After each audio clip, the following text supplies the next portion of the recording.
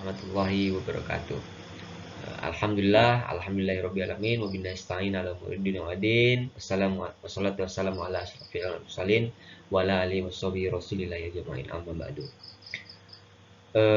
Yang pertama-tama saya ucapkan puji syukur atas kehadiran Allah Subhanahu wa taala yang mana saya dapat menyelesaikan tugas Bu Yulia dengan tepat waktu. Baiklah, di sini saya akan memperkenalkan diri saya sebelumnya. Kenalkan,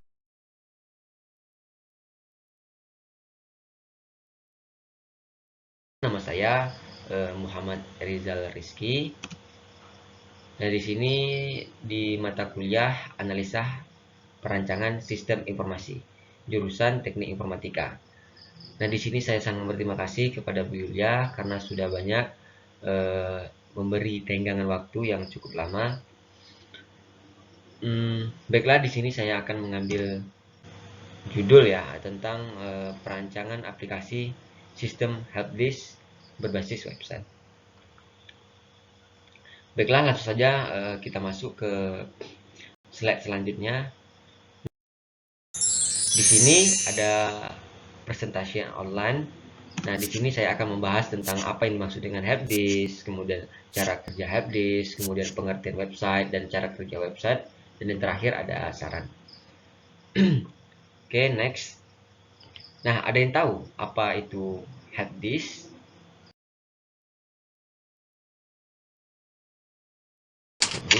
Ya, ada yang tahu di sini? Oke, baiklah, akan saya jelaskan. Helpdesk adalah suatu sistem yang disediakan oleh bisnis untuk memberikan informasi serta dukungan pelanggan terkait produk atau layanan yang ditawarkan bisnis tersebut. Nah, tujuan bisnis menyediakan helpdesk adalah untuk memecahkan suatu permasalahan yang kemudian memberikan solusi terhadap permasalahan pelanggan tersebut. Nah, ada satu contoh yang sering kita tahu adalah sebuah aplikasi Shopee misalnya. Misalnya kita ada masalah pada pengiriman. Nah, aplikasi tersebut memberikan layanan atau solusi terhadap permasalahan pelanggan. Nah, itu salah satu contoh ya, sebuah aplikasi yang sering kita jumpai lah ya kan. Bahkan masyarakat Indonesia tahu aplikasi Shopee itu seperti apa. Ketika ada masalah, kita dialihkan ke layanan permasalahan ya. Permasalahan baik itu di pengiriman atau baik dan lain sebagainya. Oke, kita lanjut ke cara kerja helpdesk. Nah, cara kerja helpdesk di sini ada beberapa ya, ada 3 yang saya dapat. Yang pertama itu adalah menampung, mengklasifikasikan dan memberikan prioritas terhadap request tiket melalui berbagai jalur seperti email, website, atau telepon. Kemudian yang kedua, melakukan asesmen request tiket kepada unit-unit yang bertanggung jawab dan memiliki kapabilitas untuk menyelesaikan permasalahan tersebut. Nah, jika diperlukan melakukan eskalasi request tiket ke tingkatan manajemen yang lebih tinggi.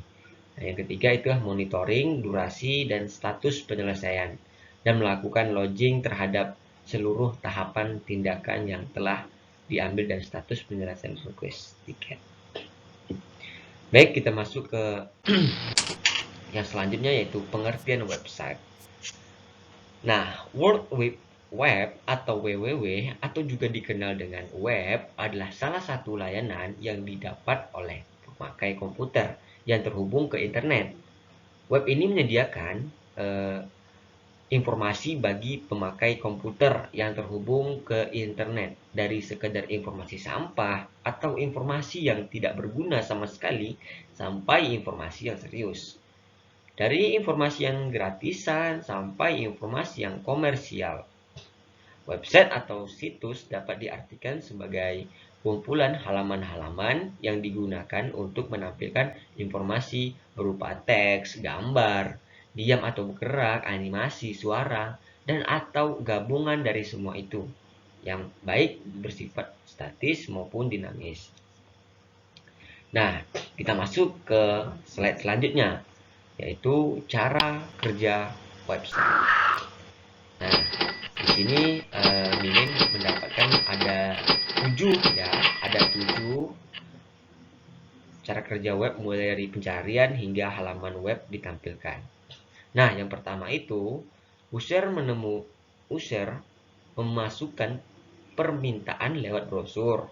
Nah, yang kedua, browser mendapat alamat IP, domain, dan mencarinya ke DNS server. Browser meminta data yang dibutuhkan melalui HTTP atau HTTPS. Nah, yang keempat, web server mencari data yang diminta browser dalam hosting. Nah, yang kelima, browser kemudian terhubung ke web server dan mengirimkan request file web yang diminta melalui HTTP. Nah, yang keenam, web server menerima request dan merespon dengan mengirimkan file web yang diminta melalui protokol HTTP. Namun, jika tidak ditemukan, web server akan mengirim halaman error. Sering juga kita jumpa ya, ketika kita salah ketik web atau salah copy web, kemudian muncul di layar laptop kita human error. Nah, yang terakhir itulah browser menampilkan informasi kepada user. Nah, mungkin sampai di sini ya pembahasan saya. Kemudian terakhir nih ada saran dari saya untuk teman-teman. Nah, aplikasi sistem pada klinik ini masih jauh dari kesempurnaan. Untuk menciptakan sebuah aplikasi yang baik, tentu perlu dilakukan pengembangan baik dari sisi manfaat maupun dari sisi kerja sistem. Mungkin dapat menambah nilai dari aplikasi nantinya.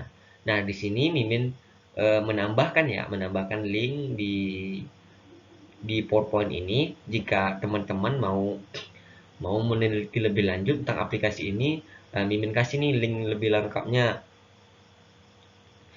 berbentuk PDF.